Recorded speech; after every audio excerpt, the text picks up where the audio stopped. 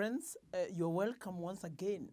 Is you, your hosts, none other than Mr. Spotter Fred, as we are doing this development of group accounts or consolidation.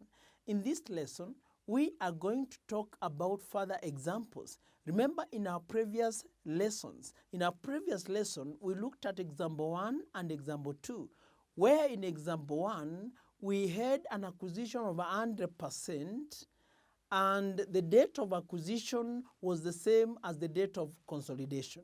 In example 2, that's in respect to lesson 1, in example 2, the acquisition was 100%, but the date of acquisition was not the same as the date of consolidation. Now, as we come to lesson 2, we want to look at example 3 and 4. In our example 3, we want to look at a case or a scenario whereby the acquisition or the percentage of control is less than 100%. This means that there will be a balance that will be owned or held by outsiders, known as non-controlling interest. Then at the same time, we also look at the date of acquisition and consolidation is not the same. Then in this scenario, or rather in this lesson, we are also going to look at another scenario where the purchase consideration or investment, the cost of investment in the subsidiary has not been reported or recognized in the books of account. So that's what we're going to do in this lesson. Thank you very much. I believe you are going to enjoy as we continue with this development of group accounts. Here we go. Now, friends, we are looking at example 3. In example 3, we want to look at what if the acquisition is less than 100%? If an acquisition is less than 100%, in addition to that, what we have always been saying, if the date of acquisition is not the same as the date of consolidation. So we want to now bring them together. We want to look at an acquisition is less than 100%. We also bring a scenario where the date of acquisition is not the same date of consolidation. So we want to bring those elements and see how it will work. Now, I remind you, friends, if the date of acquisition is not the same as the date of consolidation, then all the retained earnings existing at that time will be pre-acquisition, while the retained earnings from the date of acquisition to the date of consolidation will be post-acquisition. Secondly, if the acquisition is less than 100%, say 90%, say 80%, say 50%, say 60%, then you need to remember that the balance shareholding will be held by outsiders, and these outsiders will be referred to us as non-controlling interests.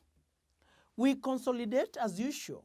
We consolidate the assets and liabilities as if we own 100% shareholding, as if we own 100% shareholding. But at the same time, an extra line will be introduced under the finance by section known as the non-controlling interest, and thus will represent what the outsiders are financed in the group.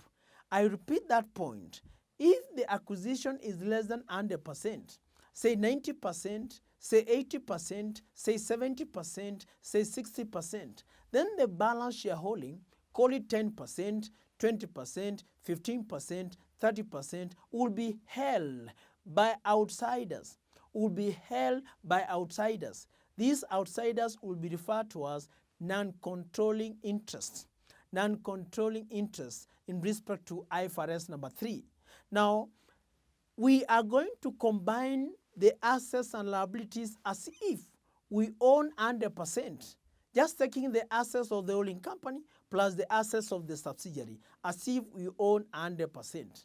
But at the same time, we introduce an extra line under the capital and reserves in the group statement of financial position, known as non-controlling interests, meaning there will be a working for that. We need to determine the total net assets due to NCI, and that extra line will be representing what the outsiders or the non-controlling interest shareholders are financed in that particular group. So that's what we're going to do. So example 3, as you can see, we are saying where an acquisition is less than 100% and the date of acquisition is not the same as the date of consolidation. Fine. we are saying H Limited acquired 90% ownership capital of S Limited on 1st July 2015, when the retained earnings of S Limited was 200,000 shillings. We have been given the statement of financial position, as you can see, for H Limited and for S Limited. Non-current assets, we have the property, plant, equipment, 640,000 and 800,000 respectively. Then investment in S Limited is 1 million. Then current assets, we have inventory, we have trade receivables, as you can see. We have the bank balances, we have the equity, ownership capital 1.2 million and 700,000 respectively. We have the share premium, we have the retained earnings, we have the current liabilities, the creditors, we have the required. Prepare the group statement of financial position as of 31st December 2015. Now, don't forget that this company was acquired on 1st July 2015. So the date of acquisition is not the same date as consolidation.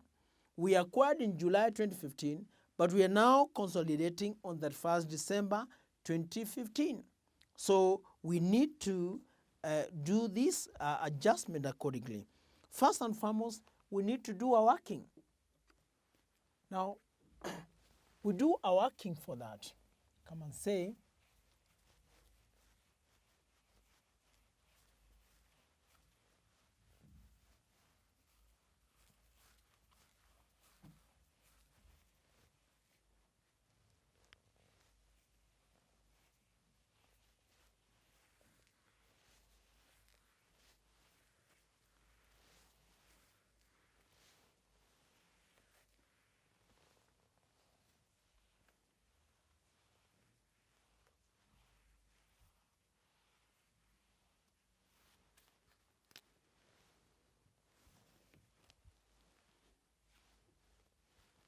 now we come and talk about the working. Remember, we are still talking about accounting for subsidiary, so that should be known. Let's look at the workings. What are the workings that will be required to do? One, we have said that the percentage of control is less than 90%. So we can even say the structure. Our structure here is where we have H Limited as acquired S Limited. This is 90% ordinary shares. On 1st July 2015, even if it was 2010, 2009, 20, it could be the same adjustment. The retained earnings at that date on 1st July 2015 was shillings 200,000. So this 200,000 is simply the pre-acquisition retained earnings. So remember, if you own H Limited owns S Limited 90%, then it means 90% is the group share and 10% is the NCI share, non-controlling interest. So we come and say, if you're looking at the ownership capital of S Limited, we have is 700,000. Then out of 700,000, there is the group share. There is the group share, which is 90%. And there is NCI share, non-controlling interest, NCI share, which is 10%. In that case, you realize that 90% of 700,000 is something to do with 630,000. And the other one is 70,000. You need to remember, friends, that the 630,000 will be credited to the cost of control to determine goodwill, while this one will be credited to the NCI account to determine the net assets due to NCI.